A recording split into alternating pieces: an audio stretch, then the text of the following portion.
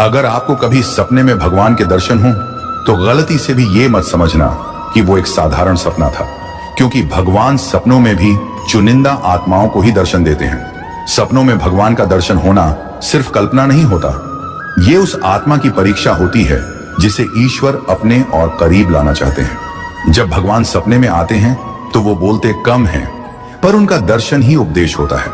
उनकी आंखें, उनका स्वरूप, उनका भाव, सब कुछ हमें भीतर से बदल देता है।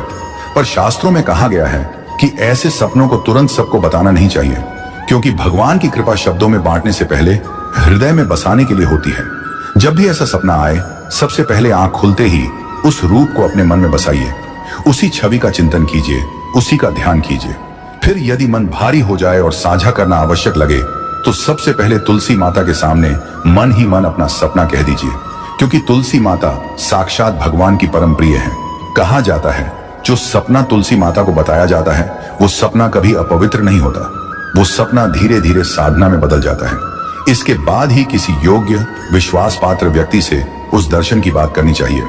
हर कान उस रहस्य के योग्य नहीं होता। याद रखिए, सपनों में भगवान सबको दर्शन नहीं देते। ये संकेत होता है कि आपका मन अब संसार से थोड़ा ऊपर उठ चुका है और ईश्वर आपकी आत्मा को चुपचाप संवार रहे हैं। भगवान का सपना आना सौभाग्य नहीं, उत्तरदायित्व है। उस दर्शन की मर्यादा रखना, उस कृपा का सम्मान करना और अपने जीवन को और शुद्ध बनाना